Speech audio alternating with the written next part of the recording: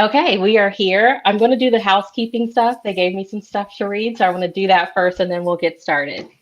Okay. Hello and welcome to the Social Distance Book Fest, where you can stay home while supporting authors and indie bookstores and hopefully add a few new books to your TBR. I'm your host for today's panel on diversifying romance. I'm Bree Hill, and I create videos here on the channel Bree Hill. Today, I'm excited to be hosting an amazing group of authors, and again, we'll be talking about diversifying romance. In a moment, I'm going to ask the panelists to introduce themselves, but if you're wondering what the Social Distance Book Fest is, here's a brief overview. This is an all-day event created by a dedicated group of bookworms from all corners of the internet. It includes 18 panels, more than 80 authors, virtual fandom meetups, virtual signing opportunities, and some amazing giveaways.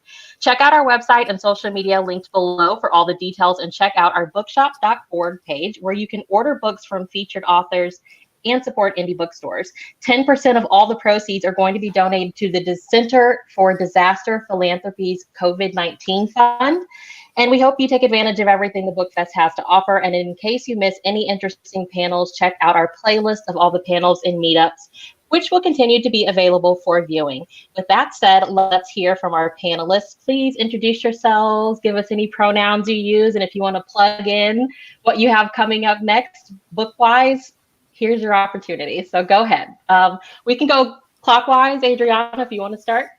Hi, I'm Adriana. I write romance, contemporary, and kind of historical now, about Afro-Latinx people who are thriving in the world, and she, her, hers are my pronouns. Okay. Hi, I'm Meryl. My pronouns are they, them, and my debut romance is something to talk about.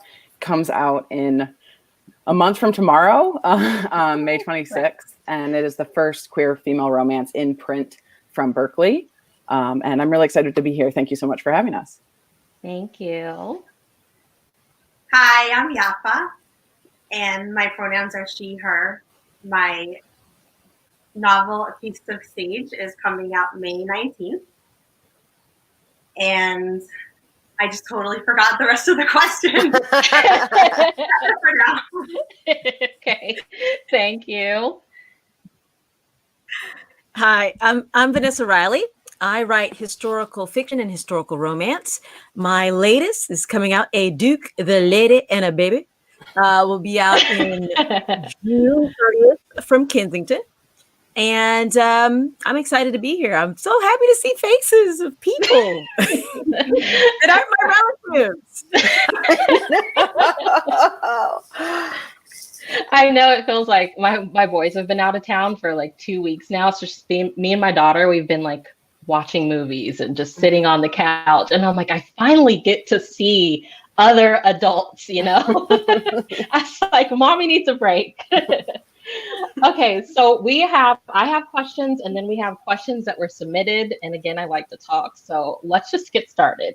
So I always find it fascinating. Backstory for me, I didn't pick up my first romance until I was about to turn 30.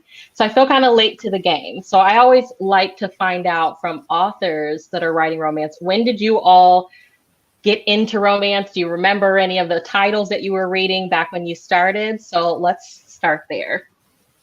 Should we go clockwise again? Let's go clockwise again. So I started reading romance when I was like a preteen. My mom would get me, I grew up in the Dominican Republic, and my mom would buy me young adult romance novels that were translated into Spanish, mostly from like Austria. Like an Austrian princess was like the story. And that kind of got my taste for romance going. And then I had an older cousin who wrote a lot of historical romance, like Johanna Lindsay, Elizabeth Lowell, like those old school romances. And I read a lot of hers without permission. She didn't know that I was reading them, but I read them when I came to visit her in the States, to her family. So that's how I got started into romance. Okay. I unfortunately sort of was, when I was younger, was raised in the idea that, you know, a lot of people sort of look down on romance as a genre. And so I was sort of, that's how I was taught as a kid. But at the same time, I was reading romances without really realizing it, because I was reading a ton of fan fiction, which I think probably by now everyone knows, but if you don't, it's taking characters or a setting that already exists, like Harry Potter, and then writing your own story with them. So I was reading a ton of romantic fan fiction long before I ever realized that like I was reading romance. And then I did actually come to like actually the genre itself a bit later in life as well. Luckily, I have moved past the literary elitism that I was taught. And this is because this is when, I mean, this has always been the genre for me. I just didn't realize that that's what I was doing when I was reading and writing it as fan fiction, basically. What about you, Yaffa? I was 16 when I picked up the first romance ever, and I remember it was Island Flame by Karen Robards. That sounds very like old school title. I think because I was 16, I didn't realize how deeply problematic some of the elements were. I mean, there was a 17-year-old main character who's being kidnapped by a 35-year-old man. So at the time, I was like, oh, she's older than me, so it must be okay. But it wasn't until I was older, I was 30, when someone was asking me to recommend a historical that first I thought of that book, and I was like, actually, I don't know if I can recommend this to you. I'm sorry. But it'll always have a place as, you know, the first romance I ever read. It was not permission to. I did not have permission to. I was always a reader, and my mother made us read more of the classics. So, you know, we're going back to, you know, Thoreau and Shakespeare and all this sort of stuff. But then my world kind of fell apart. Parents divorced, you know, chaotic of one ideal household setting, and all of a sudden now it's split up. And I stumbled upon, I think it was a friend's book, and it just had this, took me to a historical place, and it was a happy ending. And the people got together and they stayed together, and it was a magical thing for me. And so to me, romance has always been that escape of a little time of joy. Yeah, there may be some troubles that are going to happen, but you know you're going to get that happy ending. And so that was the love for me. And a lot of what I see here on YouTube is our community of creators that are making romance videos is growing, which is amazing. I think it's still going to take a while for big romance world to catch on that, like, hey, people are talking about romance on YouTube. But for non-romance readers, I hear a lot of, you know, I look for the happy ever after in the book. I look for the romance in the book, but I don't want to read a straight romance, kind of like what you were saying, Meryl. And I'm just like, I thought like that too, but wait until you actually read one, you know? So I think people would be kind of surprised, but that's something that I definitely noticed kind of in the blogging world of people that don't read straight romance. They want the romance in the book, but they don't want to pick up a just straight up romance novel yet. So before I started reading romance, I was a very plot driven person, and I didn't really focus on the characters so much because I was in it for the story. And it was after I picked up a romance novel and I got into romance that I started seeing characters that I felt like represented me. The first one that I can remember was I read An Extraordinary Union by Alyssa Cole, and I was like, that's a brown girl on the cover. And that was the first time I checked myself, like, what have you been reading? Why haven't you noticed this before? So for you all, as both as readers first, when was the first time that you picked up a book and you were like, I see myself, or that you had that recognition of like, I haven't read a book with me in it? I think, I mean, for me, like the fact that I couldn't find a romance that like I could see all the intersections of who I am in it is the reason why I write romance. So I couldn't find like Afro-Latina, bisexual, immigrant woman in the world being like gay, brown, and amazing. And so that's why I decided to write romance. But I did find like fanfic, for example, like for me, like queer books in general, when I was reading kind of books about that I wanted to feel kind of identified within that sense, you couldn't find like happy ever after. So that's where like fanfic was amazing for so many of us, because we could read about queer people falling in love, having amazing sex, and then like living happily ever after. And so for me, like those were the types of stories that made me feel like I can see glimpses of myself, like Miss Bev, like when I read Forbidden, or when I read Indigo, like, you know, like even reading about Afro-Caribbean people, like was amazing. But now that I can read like Mia Sosa's books, for example, and I can literally see like the things that make me in a heroine or in a hero or in a world that's like not white, a world where we're not like smattering, where we're the center. Like that's amazing. It's really like, it's incredible to be able to have that and like know the difference of what it was to get like little bits of myself as opposed to like my whole full self. Forbidden was my first Queen Bev, and I was changed after that. What about you, Meryl? First of all, I want to say I'm actually reading The Worst Best Man right now by Mia Sosa. I'm very excited about it. Yeah. For me, as Adriana said, fan fiction was definitely more what I saw myself in and saw the types of stories that I wanted to read.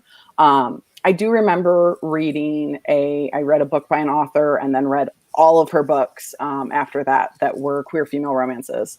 I don't want to shout out the name because it became clear after reading 4 or 5 of them that the author was a little anti-choice, and I decided I didn't want to sort of promote that person and those views. Anti-choice views managed to like get into every book, even if it wasn't about pregnancy or abortion, and I was like, this isn't actually what I want to be reading about. Yeah. But those books were still important to me because that was the first time not only that I, you know, saw somebody who sort of I thought of like myself, but also from an author perspective, that was the first time that I was like, oh, there are people out here who are just writing queer love stories and are clearly doing well. You know, this author has a ton of books, so clearly doing very well. And I think that was definitely something that sort of really changed my perspective of being an author and just of writing in general. I think from the time that I started reading at 16 with Island Flames, it was clear to me that happy endings were beautiful, but they were for somebody else, not for me. And that made romance and reading romance sort of bittersweet because of the connection I felt to that desire and the happy ending, you know, but then the constant feeling of, well, that's nice, but this is not something that could happen in my life or anybody I know. I don't know anyone like this.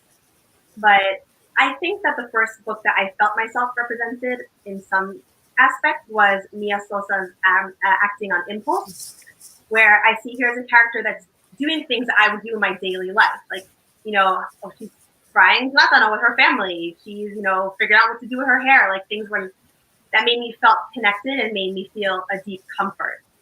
So I was grateful to have found that book a couple years ago. For me, it's, you know, it's all about the happy ending. So you get in, you find all these wonderful books, Jude Devereaux, Julia Quinn, Sarah MacLean. You're reading all these wonderful books, and there's a point though you start saying it's for somebody else. Mm-hmm. It's otherizing, and then from a historical perspective, I'm looking at the history. I'm looking at how diverse the history was, and how, you know, the class structure that we've been Herrerized to believe was in place wasn't actually as stringent as it was. There was a lot more mobility between the classes, between races, that just was not on any of the bookshelves. So there's a point where you get mad, right? You're like, wait a minute. I'm paying money. I want to see this history. I want to see these types of things. And the more vocal you become, people are like, oh, you're just getting political. Oh, you're just doing this and the other thing. When you look at a book like Sanditon, Jane Austen is a contemporary writer of her time. She's writing, the wealthiest woman in the book is Miss Lamb, Miss Georgette Lamb. Everybody's scheming to marry her. Miss Lamb is Afro-Caribbean, right? This is written, prior to 1814. She's a contemporary author, seeing what's around her, writing it. But yet you'll have people who plainly say there were no brown people, no homosexual people, no other people in Regency England or any in the world. Because matter of fact, they were kings and queens in Africa. Then they got on a spaceship, all the black people, and they were taken away and they were dropped back in 1861 just for the Civil War. So you get to a point where you want to, I love all the books. I have so many authors that I love. They fill my soul with their beautiful ways they write their happily ever afters. But you want to see you want to see you represented. And so I think I'm so happy that authors like that are on your panel that are going out there and putting happy ever afters out there. And as a reader, and kind of like you said, when you're spending your money on it, I was talking to my friend Laura. She has a romance podcast a week ago, and she's from Puerto Rico. And we were just talking about how you want to read more, people of color, more LGBTQ, but it feels like you have to go digging for it. And I'm like, I don't want to believe that they're not out there. So is it that publishing doesn't want these stories, or are they asking authors to, maybe you need to change it a little bit and then we can work with you? Like, because I don't want to believe that, there's not more lesbian romances out there. I love lesbian romances, but I really have to dig through Amazon to find them. I can't just walk through Barnes and Noble and find them. Or if I go to Barnes and Noble and I'm looking for a Beverly Jenkins novel, well, I already have that one because you only keep this one in the store. So is there only a select few, or are they out there, but they're asking to change what's true to themselves? Or is publishing just saying, we don't want these stories? Well, I think publishing is definitely saying something to that effect. I think I think the piece of it is, I think publishing was built to publish a particular story.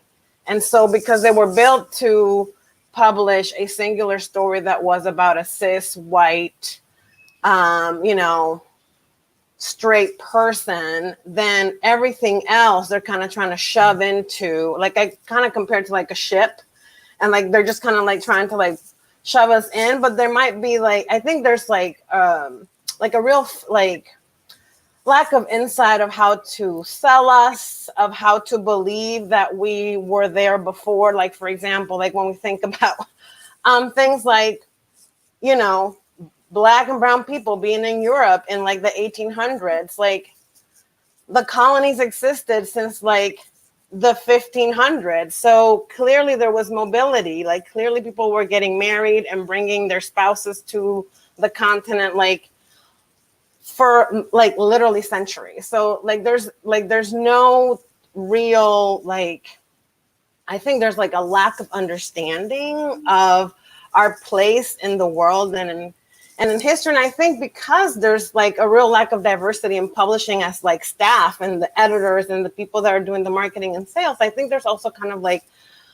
my sense is there's a lack of like even understanding of how to sell these books or how these books can be marketed, because it's like clearly there's like readerships that want them, but I think there's like a disconnect. Like I feel like why things like American Dirt happen, because there's like a lack of insight of like the story of us told by us and understood by us. And then there's an insight of like what the average reader, I call her Walmart Wanda or like Target Tanya, like this reader that can't tolerate a story about, an interracial lesbian romance on their bookshelf, or a story with like two gay men who are Black and brown on the bookshelf, or something like that. That's my sense of it, because it's out there. If you like, there's a ton of indie published people that are publishing romance of all kinds of ways, and there's people on the like traditionally published that are doing it. I think it's like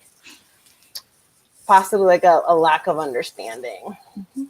I think that's definitely right. I think there's a lack of understanding, especially in mainstream publishing.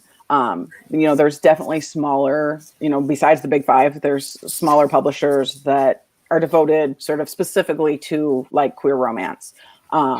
that if once you find that publisher, it becomes very easy to see how many people there are who are writing like the type of romance that I might want to read. But I think in mainstream publishing, the lack of diversity within publishing itself leads to the lack of diverse stories getting out as well. And one problem that I think that publishing often has is sort of tokenism, and that they're like, no, I'm Berkeley's first queer female romance in print. I do not want to be Berkeley's only queer female romance writer. Like, that's not what I want. And I certainly hope that publishing as a whole isn't looking at it that way, isn't going, okay, well, we've got a Black romance writer, and we've got a queer romance writer, and we've got, like, I think a little bit that sometimes they get certain publishers get credit for things like that, when they're like, okay, well, we did well with this one author, so now we can move on to some other kind of diversity that we can focus on instead of recognizing that just like cis white straight people, queer people of color, we also have all of these stories and all of these romances and different experiences that can be told, and that people are going to want to read just the same way that a bunch of people want to read, straight white romances, which is fine. There are some really great ones, but I think publishing doesn't see that the experience of marginalized people can be just as varied as, the experience of the mainstream people who they're publishing stories about. Yeah, and I think that it can be, I read quite a few new releases in 2019, and there were a few, it really felt kind of like you were saying, Meryl, like checking the boxes. And I was like, this isn't good. This is actually kind of harmful, but I see what you're doing. You want to say, I put out this diverse romance, and a lot of the times it wasn't really own voices. So like it, that played into it as well. So what do you think? We already know publishing has its work it needs to do. What are some of the misconceptions that you think readers have about diverse romances that maybe hinder them from picking up a book? Well, or actually, Yaffa, you go. You did speak last time. Okay. It's hard for me to say, because it's when I'm going to look for something to read, I'm usually doing the opposite. I'm usually looking for something where I can kind of connect with somebody and find out a little more about a different cultural background, as well as some things that we have in common. But in the case of readers that are having some trepidation about reading diverse books, I think it might be a fear that they're not going to connect with the characters because of cultural differences. Mm-hmm. And this is something that I think is an effect in publishing too. I think that at least in traditional publishing, when writers are going out and querying, at least for me, one of the responses I got the most in the rejection stage which was long, by the way. One of the most frequent answers was, I can't connect with Lumi, or main character.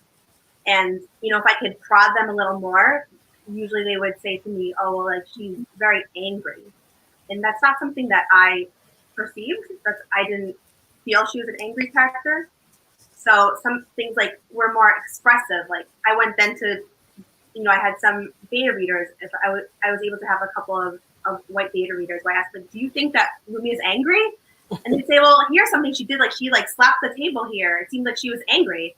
And then my response would be, I don't need to be angry. Like I wouldn't think of that. I don't think she's angry at that part. So it made me realize that there are differences of what readers from different backgrounds think certain gestures, certain nuances mean. And I do think that that's a factor also in what's happening in publishing, as well as readers picking up books. I think before the event of Corona, publishing had started it felt like there was a change. They were taking more risks. They were opening up to more stories. And my hope and prayer is that they continue on this path, continue to seek new voices, seek new stories. But you obviously say that all of us being published, all of us being traditionally published, all of us being in print, you couldn't have said that 4 years ago. There would be that one Adriana, that one Meryl, that one Yaffa, that one Vanessa, and that would be it for like a long period of time. So publishing has gotten better at allowing these various stories to be told. But readers, you'll often hear the time frame I focus on, there is slavery. Doesn't mean my story is centered on slavery. Doesn't mean I'm not talking about slavery. But some people will put the blinders on. Oh, I don't want to read Roots. I don't want to be depressed. I don't want to see all the suffering. That's the other thing. If you're Black, brown, transgendered, homosexual, you got to have a struggle. Right. It's going to be a sad story. It's all about it's going to be a sad story. And that's not love. That's not. How can you have a happy ever after? I mean, somebody literally said to me once, how could you ever have a happy ever after? It must be such a struggle. And I was like, I'm here. I've got parents that birthed me. I'm assuming they were happy when they had me. So there's something, I don't know what we do. I think forums like this where readers can come in and talk to us and get a little bit more insight so that they don't think that there's a barrier that I'm not going to understand because it's not that safe, comfortable world that I'm used to.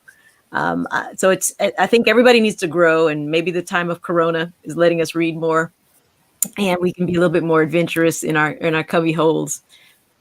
Between the Lysol wipes and all that we need to do. Has it ever been discouraging? Like you said, 4 years ago, there might have been one author in each publishing house. Was the early on writing career for you all, was it ever discouraging? Heck yeah. I mean, it's hard to, like, especially like when there's structures that you have to come, like these are structures that weren't built envisioning us. And so we have to accommodate, right? So like, for example, for me, it's like comps, right? Like you have, like, this is something that you do. Like if you're trying to pitch a book, they ask you like, what's a comparable book that has sold so that you can say, this is like, whatever. And to me, I'm like, I'm writing my debut was like a gay romance with an, Afro-Dominican man. And then like a series that was all queer Afro-Latinx people. And it's like, I can kind of mention a couple of things that might be similar, but they're not that book. They're not what I'm trying to do. And so it's like those sorts of things are challenging because it's like always for marginalized people, we have the burden of proving ourselves to a degree that, people who the structures are built for don't ever have to. And that's tiresome. Yeah, I feel like I'm probably still at the beginning of my writing career, but I feel like it took me this long to get here because I didn't necessarily think of it as a possibility. Like I said, after I read that one author who had many books, many queer female romances, like it took me that long to figure out like, oh, there is a space that this could be possible. So, it's been my dream to be an author and publish a book since as long as I can remember, but I don't think I took it very seriously for a long time. And, part of that is just on me, but part of that I think is from, not seeing that it was an option, that was a possibility for me to actually do and focus on and put a lot of work into and get anything back out of it. And so that's probably, I think, why it took me, this long to get here, I think. I agree. I think it can be discouraging. And I actually wrote another novel, which, as far as now will never see the light of day. But I completed another novel before this one. So I had been doing this for years before the present time. And I never went out with that one because I just felt I wasn't sure that it was going to go anywhere. And back when I started working on this book in 2015, back then, Adriana's book was not out yet. I didn't know of any books that had a romance novels that had a Dominican American main character. And I missed that. I wanted to see that out there. I've published now over 20 books. This is the first one that's single title print. Okay. I've lost count. It's like number 23-ish or something. in my career, I have friends who I've heard from their publishing committee that my indie books were used as comps. Think about that. My indie books are being used as comps for the books that they're buying traditionally. There have been walls. I've had some fun where agents have said, you need to get a co-writer to write these stories because it would be better accepted, right? Because there's a lack of understanding of the history. And then there's the marketing, like Adriana has talked to before. They don't know how to market it. And they're not willing to take those chances and opportunities. So now they're sometimes you feel like they cherry pick. Oh, Adriana's hot. Let's get her because she's already bringing us, instead of us having to do that hard work of figuring out how to get the stories out there. Things have changed. Trust me. I'm excited. Number 22, whatever, first time in print, whatever. Congratulations. To be in this land because everything is about distribution. The minute you're in print, the minute you're in stores, you get that access. People can come up and get Meryl's book. People can come up and get Yaffa's book and Adriana. And it's going to, all those hidden biases that we have about reading about different cultures, different lifestyles, different stories, different times in history, they go away when you actually pick up a book and like, I got it. I love this story. And guess what? They gave me a happy ending.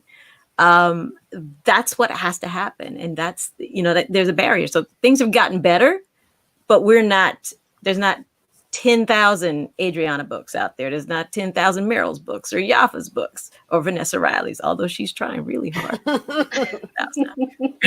I do want to say that I think that publishing, I think you're totally right that publishing doesn't know how to market some of these books, but at the same time, I think that they don't realize that they can do a lot of the same stuff they do for, straight white regular books. Yeah. I think that plays into, readers who think, oh, maybe I shouldn't pick this book up because clearly, it's for Black people or it's for queer people or it's for whatever. So it must not be for me. When it's like, no, you can still read that. And I think that publishing sort of can sometimes reinforce that by thinking that they need to do something different and that readers won't like, a story that is about somebody who doesn't look like them. When it's like, no, that it's still a good book. It's still well written. They'll like it just the same that they would like something with a character who looks just like them. And I think that, of course, there are differences, but I think that sometimes publishing sort of sets it apart in a way that it doesn't need to. Yeah. I mean, I always say, if we could all learn Gaelic to read Outlander, people can deal with a person saying something in Spanish in a book. And readers can accept that that part might not be something that they understand, and that's okay. That I don't need to understand every single thing and get every single reference in someone's book to enjoy it. Mm-hmm. And it helps that there are people who get to see themselves that way, but I can still enjoy it without being fully catered to, Yeah. As Meryl and Adriana and Yaffa set the world up, you will get the context. You will feel comfortable. You'll get that context. So it's not, I got to go get a PhD in Gaelic in order to understand Outlander. No, the context comes through because of the strength of the writing. And I think that will more often they pick up a book and they try it and they get into these different worlds, they'll see the good writers are making you comfortable. They're bringing you in and drawing you into these stories. It's almost like you look at the things that we have loved in romance. Everyone loves vampires and shifters, but oh my gosh, you read a lesbian romance or a romance between two brown people, and it's just like, I can't relate to that, but you can relate to this guy turning into a honey badger. I don't understand. So obviously the beauty of you all being authors is that we read your stories and we connect with the characters that you're writing. Have you had those moments where readers have reached out to you and they're like, I got it. This story really resonated with me. And how is that for you as an author? You all have, obviously you have all these barriers and obstacles, but the important thing is, the readers that are reading it. So what is that kind of like for you? I mean, I have had a lot. I think readers connect to the fact that I kind of like, I mean, I intentionally go into the worlds, like my books are Afro-Latinx books with the culture kind of like there. And I very intentionally don't do like a 101, like this is what a plantain is and we eat it, you know. Like to me, it's like you're in my world, you're in, and I'm like joyfully writing to the Afro-Latinx experience and the beauty that I know we have. And that's like my mandate as a writer. And I think readers generally connect with that. And it's been really beautiful to see like Dominican readers who are like, I have never read a Dominican hero or heroine or like two Dominican people in a relationship, and that's something that has been amazing. Like the thing about it, it's like I do things like intentionally, like even the white main characters that I have, like a protagonist of mine that's white is not going to be someone whose emotional arc is going to be understanding that Latinx people are amazing.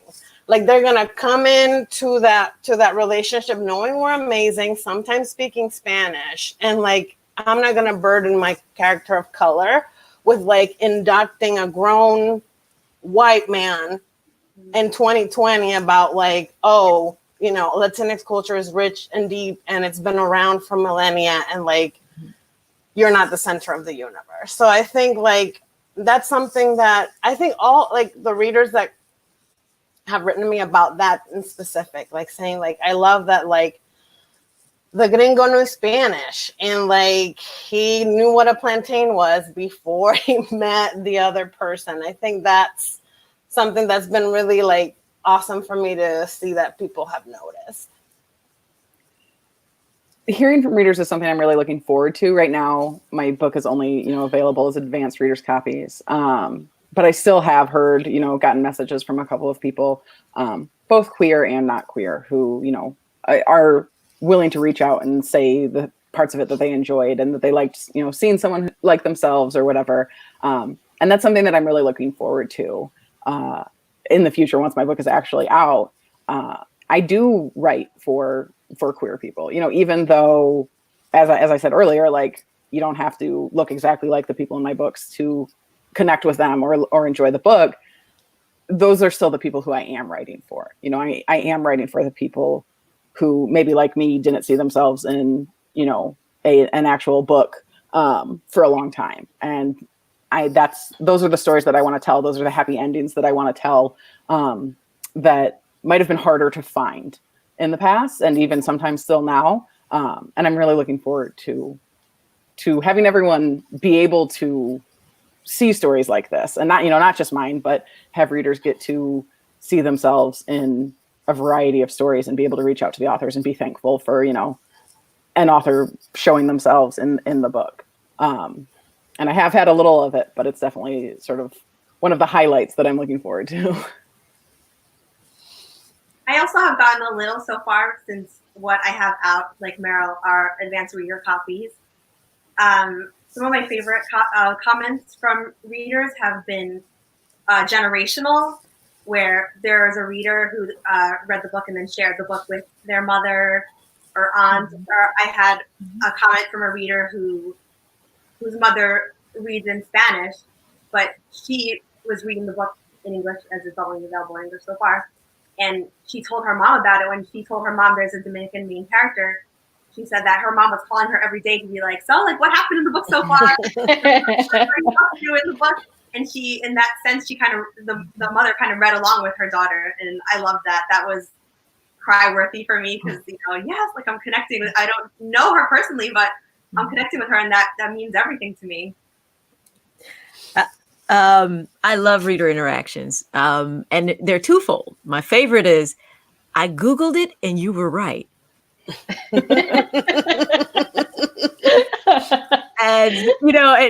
it's I love that I've written something that makes people want to know more, and so it's that is exciting. And then just people being seen. I mean, I you ladies and y'all write contemporary, right? Y'all write contemporary, present day, without Corona. Contemporary, present day. I don't know what y'all gonna do personally. How y'all gonna approach this? I mean, you're gonna start putting masks on folks. You can't just show up any place. I'm back here in 1810. I'm good. But just hearing people seeing their forefathers or foremothers valued, not necessarily in a servant's role, but people of power, people that aren't looking to be saved. They may be in some trouble, but they're not looking for the white hero to save them. They've got agency and they're acting upon it. They may need help, and they are looking for the best person to help them to get to that next level in their journey. But showcasing that strength without making them into the person of color superhero, the superwoman that, there's a careful balance. And I really appreciate the stories about people being seen and seeing the strength of our history coming through.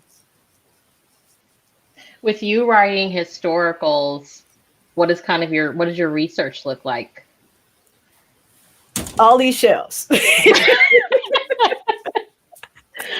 I have excerpts of people's diaries.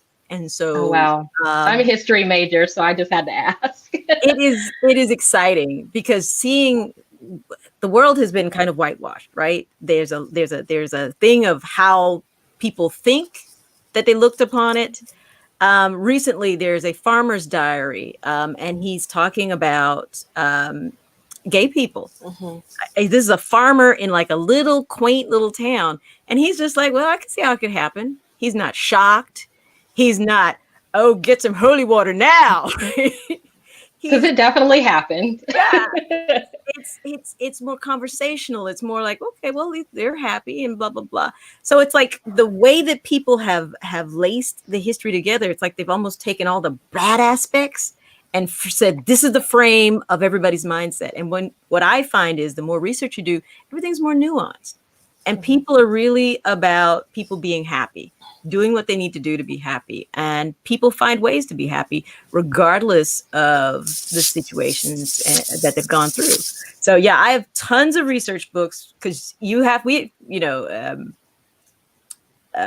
except now that, my buddies over here are going to have to figure out what style of Corona mask you have to wear. I have to get everything right from the haircuts to the style of dress based on station. I recently just finished something that's 60 years, and that 60 years is going from 1756 to about 1824-ish. And I have to get right the hair. Did they powder it or not powder it? Did they put pin buckles in? Did they not pin buckles? Did they add addition? Because it changed about every 10 years. So, and hardcore historical romance lovers, they want accuracy. Yes, very much so. So answer your question, the cases are full, and I'm done with the book because they're not on the floor. Okay, I have some questions that were submitted, so let me get to some of those before we wrap up. Okay, the first one, are there specific things readers can be doing to promote diversity in books? Reading them, looking for them, reading them, and telling their friends and loved ones about them. I think word of mouth has been probably, and like bookstagrammers and people that have picked up my books, the best way that people have gotten to read the Dreamer series. It's just people reading them and hearing like, oh, that sounds interesting, and picking it up, liking it, and sharing it. So does that help on your, because I mean, for things like Bookstagram, you post a picture, you get some likes, but you never know, did they actually pick up the book? Are you all actually seeing that those platforms work? Absolutely. Yeah. I mean, I've had many times a reader will say, I saw your book on so-and-so's BookTube or whatever, and I picked it up and I liked it and I read the series. Okay. Well, that's good to know. Yeah, I think also just being aware that these books do exist. Sometimes they are harder to find, but especially with FF, with female romance, so many times, like clockwork. A couple of months, somebody will be like, "Oh, there's no FF books. I wish I could read more of them." And there's tons of them. And like in YA especially, there's a lot as well. But there's so many options, and I think sometimes instead of making an effort to actually find them, readers will just be like, "Oh, I wish I could have this." And it's like, well, you can. You just might have to put a little bit more effort into finding that because, it's a little bit different than the mainstream stuff might be. So not only reading it, but knowing that it exists, that you can find it and read it. If you can think it, someone has written it already. And I think some of it goes to marketing too. I know when I lived in a small town in Georgia, our bookstore had a straight up African-American literature section. And I'm like, okay, this is cool, but like, why can't it just be with the romance? And so sometimes now that I live in Texas, it's like, I'll find romances in just like the regular fiction section. I found romances in the YA section, and I'm like, it does not need to be here. So I wonder if the marketing aspect, plays into the part as well. Like they just don't know how to market it. But Yaffa. Oh, I just like to add also reviewing. When you do read a book and you liked it, you connected with it, leaving a review. Some of what I talked about with publishing, about people not connecting because they feel cultural differences, the same thing happens when people are reading, and somebody might not connect and they might, pan a book because they felt, I didn't connect with the character. I didn't understand why she was so angry or whatever it is.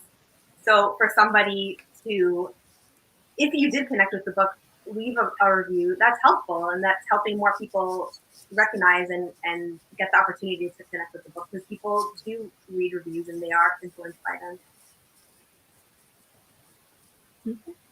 Yeah, Okay. I mean, everything that everybody has said is so important. Booktubers and Instagrammers are amazing. With what I'm trying, I was at a panel a couple years ago, and a young person, and now young person we're going to put that definition on young person, but they were like, "What is in historicals for me?" And because they're thinking of some of the things like Woodweiss and things like this that we hold as canon didn't quite age so well. Right. They don't hold up necessarily. And our younger readers are more woke. They're more, sensitive to things, what is in it. So one of the things I do now is I write the heroine in first person. I want you in her skin, feeling what she's feeling, because I think that will bridge that gap. But first person is not for everybody. But if you're a first person, jump out there, leave reviews, leave some, cute things on Instagram. Get the word out for us. Okay, the next one. What are some authors or books you all would like more people to know about? I made a note for this one. Jodi Slaughter, she's an indie author. She's Black, and she wrote one of my favorite books last year, The White Whiskey Bargain. It's two moonshiners, Black heroine, Mexican hero, two like rival moonshiners, and it's like a marriage of convenience. And it is so good. It's so sexy, and it's just super fun. And I think she's one of those people that I wish more had a little bit more buzz, because she's really, really good.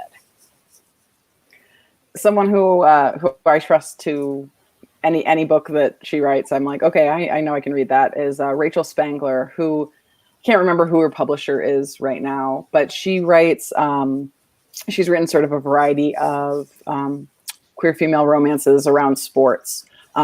So my favorite book of hers is The Edge of Glory, which is like an Olympic skier and an Olympic snowboarder, and there's an ice queen, and it's a really great book. But she has a whole series. I read one, I think, Fire and Ice, which is about curling. Like she picks a sport and has done a variety of them, where you don't have to know anything about that sport to really enjoy.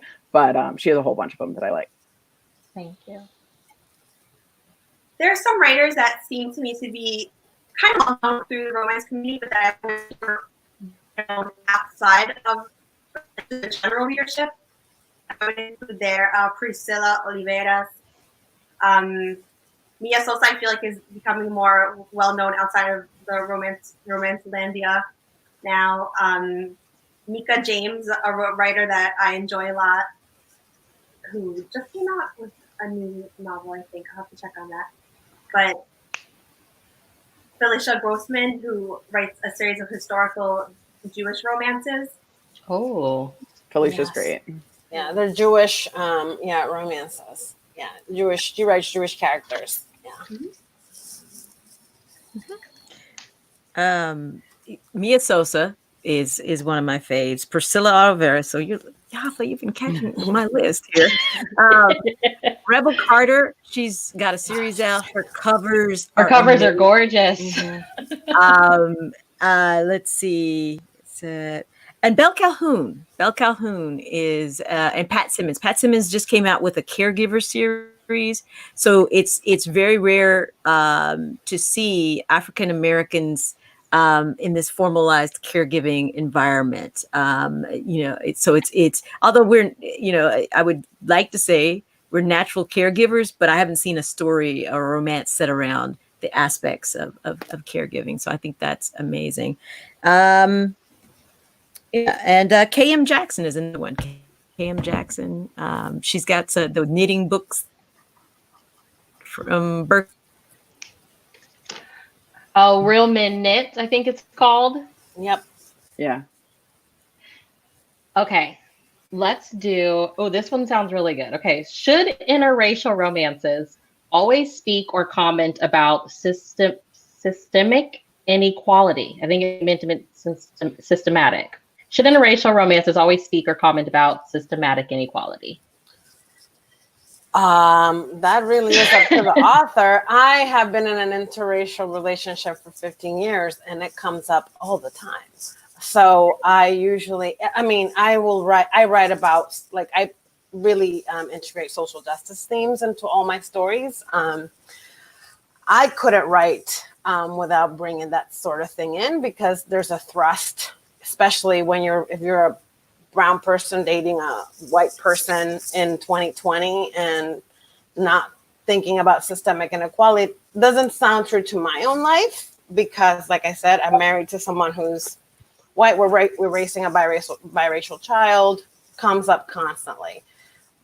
So, I mean, I think that's a complete creative choice. I think it doesn't have to be the center of the story. It doesn't even have to be like a major theme in the story.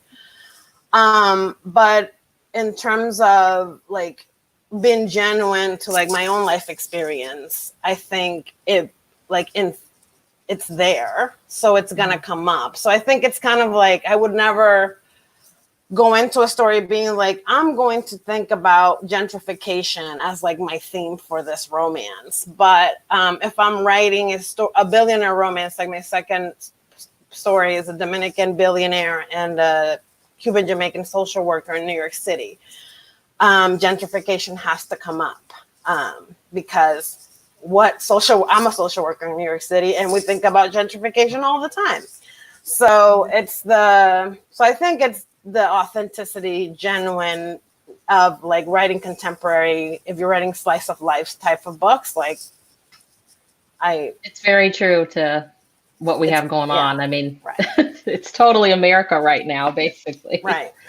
I definitely agree. And something to talk about, it's an interracial relationship, and definitely racism does come up, just as sexism and homophobia come up.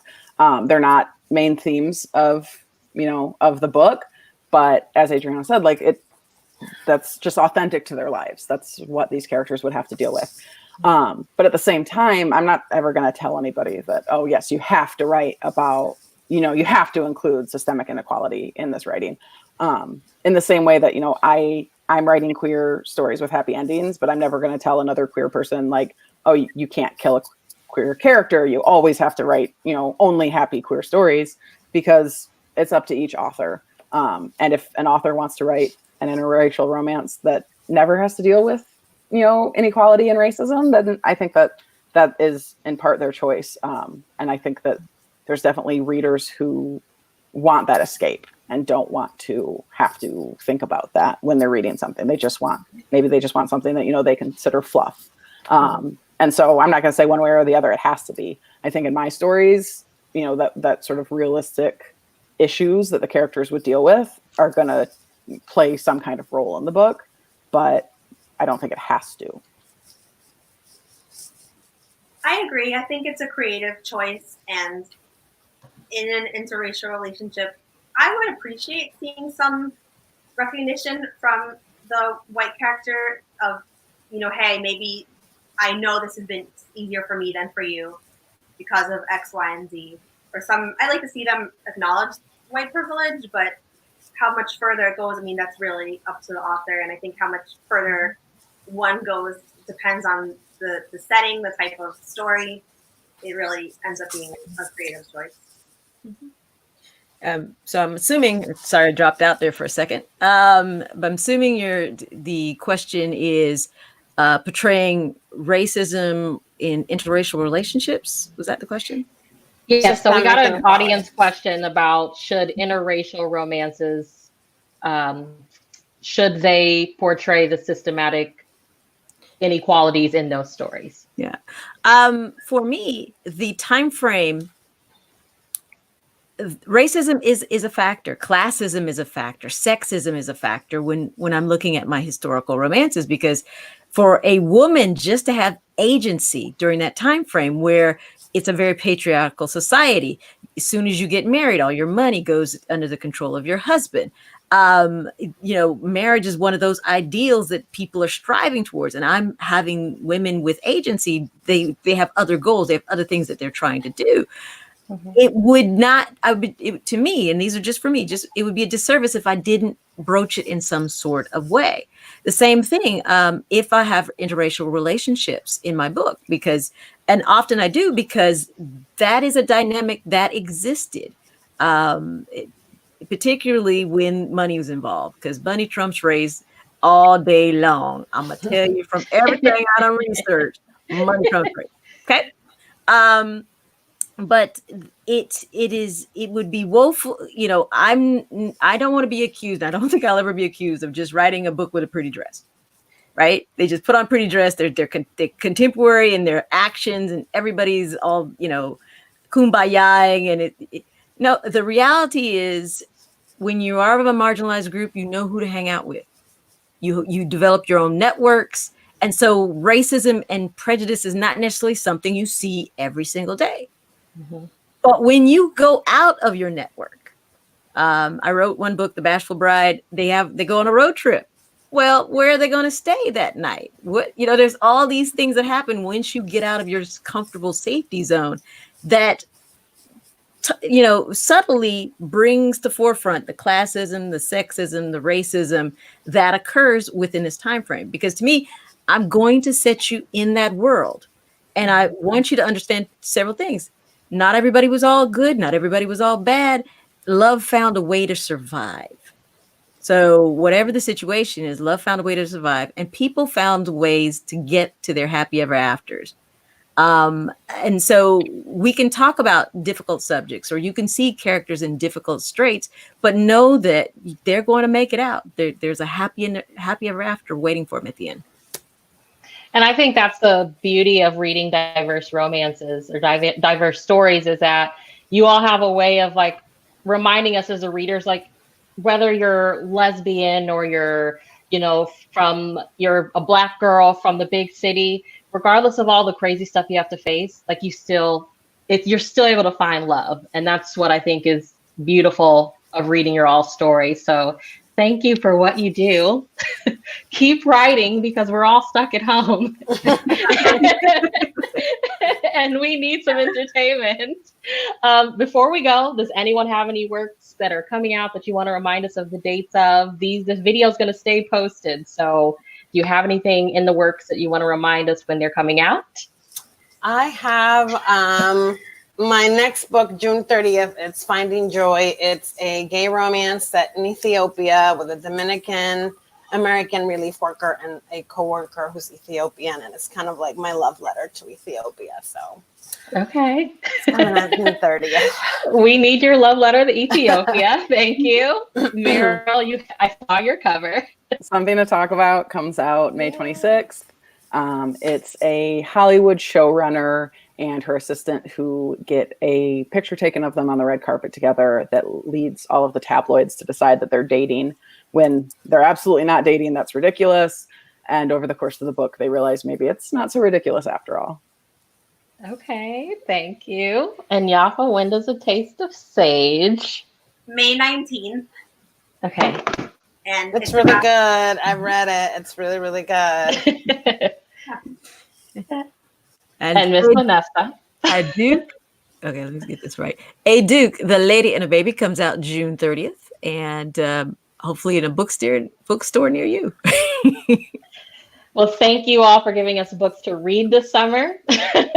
I'm very excited. Thank you so much for taking your time to talk with me today. I really, really appreciate it. Thank you for having us. Thank you so Most much. amazing experience of being in the book community. So thank you. Thank you, Bree. All righty. Have a good day. Thank you. Bye. Bye.